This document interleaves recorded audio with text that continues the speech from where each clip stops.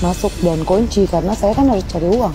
Nggak mungkin dong saya ngurusin hal gituan, anak saya mau makan apa.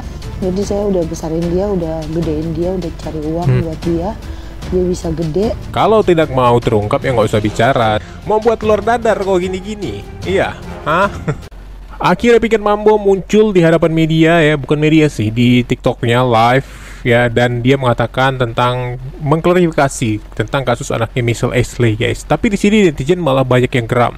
Dimana beberapa hari lalu Michelle Ashley ini membongkar pelecehan tentang ayah tirinya.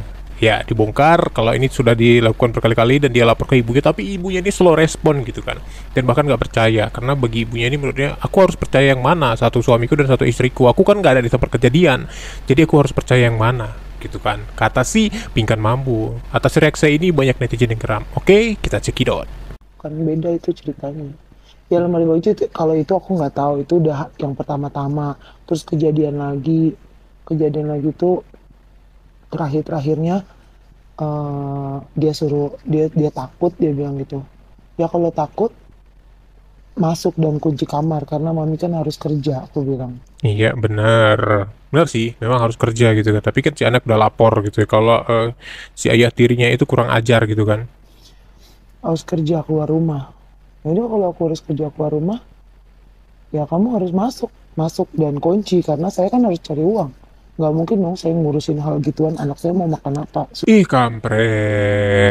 kampret nih nggak mungkin ngurus urusan begituan nih, waduh kampret nih, ini komenan komenan netizen nih kejam-kejam nih ya.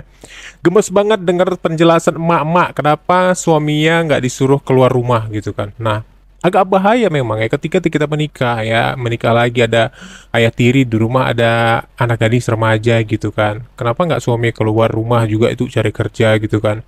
Kenapa di rumah dan dia keluar, anak yang lapor ya mau gimana, katanya gini nih kan. Masuk dan kunci karena saya kan harus cari uang. Nggak mungkin dong saya ngurusin hal gituan, anak saya mau makan apa. Jangan dibilang ngurusin urusan begituan juga, Mak. Kan Mak Pingkan, anaknya kan lapor, ya kan. Nanti kalau nggak dilapor, kebablasan, kejadian, makin parah. Jangan dibilang ngurusin urusan begituan. Tuh kan netizen pada geram gitu kan, sakit banget dengernya, ya Allah kata netizen, ya Allah speechless dengernya. Agak lain ibu memang yang satu ini, kata memang agak lain nih, agak lain memang nih Pinkan Mambo yang satu ini nih, emang beda ibu satu ini. Komentar netizen semua pada berang-berang gitu ya, berang-berang pada geram dengan tingkah laku Pinkan Mambo ini. Oke. Susunya segala macam.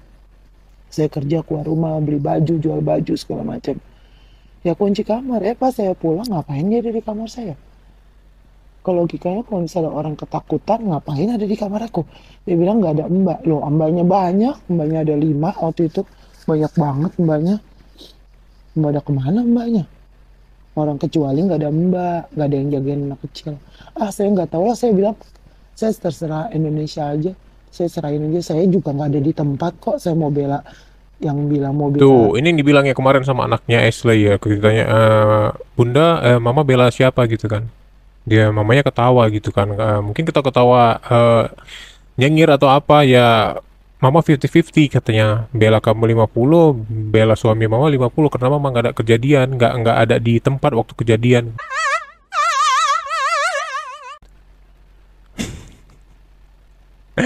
Kan agak lain memang ibu satu ini. Suami juga saya nggak tahu kejadiannya, mau bela Misha juga nggak tahu kejadiannya. Ya bagaimana saya mau bela? Iya memang sih, cuman kan dari fakta pengadilan kan udah ada gitu ya. Dan sekarang memang sih udah di penjara, cuman karena isunya terangkat lagi karena anaknya merasa kenapa ya ibunya nggak cerita, nggak ditahan, karena ini kan menurut pada gangguan kejiwaan anak, takutnya mental gitu kan. Jadi bungkam sekian lama akhirnya memberanikan diri cerita lah si Michelle Ashley. Gitu lah. Jadi saya udah besarin dia, udah gedein dia, udah cari uang buat dia bisa gede. Ya itu nggak langsung gede anak itu. Memang iya Bu, kalau langsung besar gede ibu juga nggak bisa ngeluarinnya. Masa iya langsung keluar 17 tahun dari perut, ngadi-ngadi. Dari kecil nggak langsung gede, anak itu dikasih makan bisa jadi gede, nggak langsung gede. Di saat aku susah pada kemana orang-orang, saya doang sendirian. Itu teori Bu, itu teori hidup. Pada saat kita kaya, orang-orang yang muncul yang nggak ngaku saudara aja ngaku saudara. Pas lagi susah, yang kadang-kadang orang dekat sama kita aja menghilang. Ya udah memang kayak gitu kehidupan. yang bantu. Kalau mati di jalan deh kita. Tapi untungnya kita nggak sampai pernah tergeletak di jalan, terlalu bisa makan. Walaupun cuma makan nasi sama garam, masih bisa makan.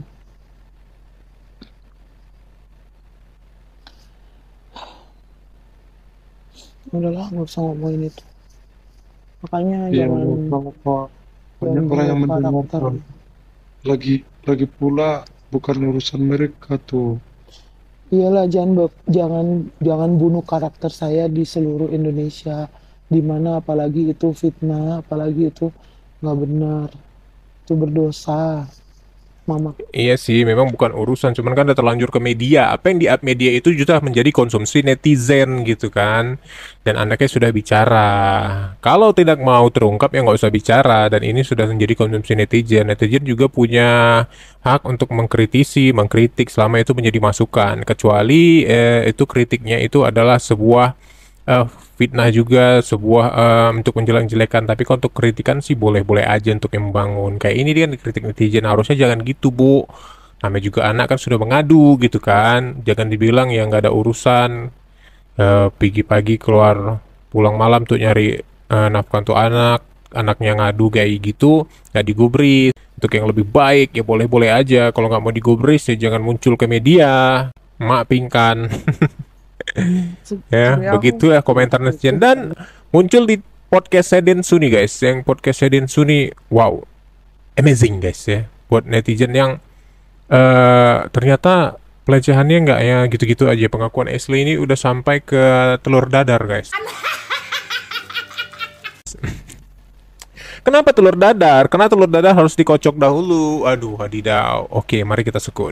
Nah, maaf, penderitaan yang kamu alami itu sampai sejauh, maaf, kalau kamu trauma jangan ya, kasih ini aja, bagian ini. Sampai sejauh mana, separah apa itu? Cuman diintip atau disentuh? Mungkin lebih dari sentuh, lebih ke secara badan aku. Dan salah satu detailnya, aku ditarik tangannya ke alat kelaminnya. Kata Ashley, dia yang adalah yang menjadi korban gitu ya. Dia yang mengalami pelecehan.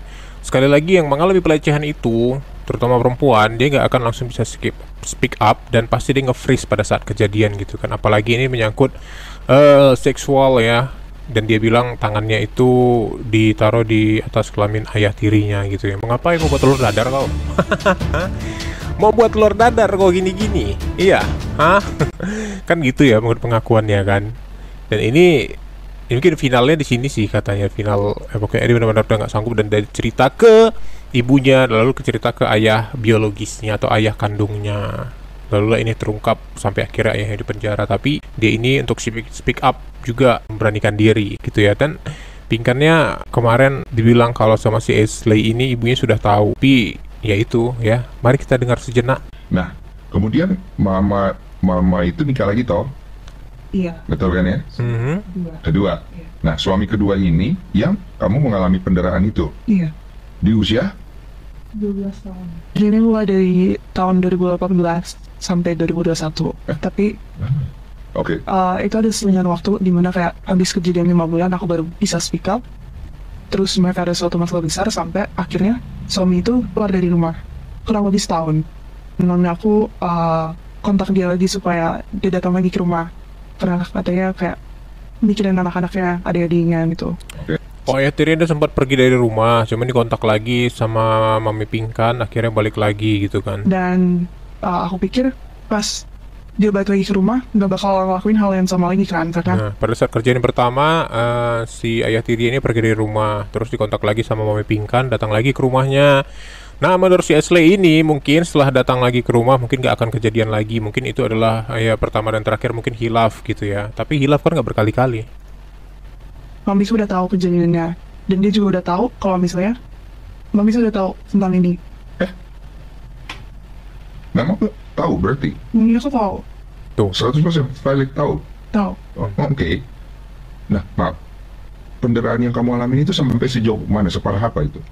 Cuman diintip atau disentuh? Mungkin lebih dari sentuh, lebih ke secara badan aku. Dan salah satu detailnya aku ditarik tangannya ke alat kelaminnya. Berarti kamu trauma. Pasti trauma sih, dan masih ketahan sampai sekarang. Apa aja ketakutan yang kau rasa terhadap lawan jenis, terhadap diri kamu sendiri? Ini kelihatan kamu juga kalau ngomong juga cukup juga nih, ragu-ragu mana yang boleh diomongin, mana enggak. Yap, seperti yang katanya si Ashley ya, sudah menceritakan semua ke ibunya tapi slow respon dan sudah tahu valid 100% ya, tapi tidak langsung bertindak mendiamkan ini. Tapi buat bingung ini ya, pada saat dia bilang lapor pertama gitu ke ibunya kan, agak slow respon gitu, terus ayah tirinya pergi gitu kan, terus dikontak ibunya datang lagi ya. Mungkin si Ashley ya udahlah, dia kan nggak punya hak juga untuk melarang ayah tirinya datang ke rumah kan, posisinya anak juga masih dinafkahi. Terus menurut si Ashley mungkin nggak akan kejadian lagi, ternyata masih terulang gitu kan. Itu bukan hilaf namanya. Hilaf nggak berkali-kali bos ya.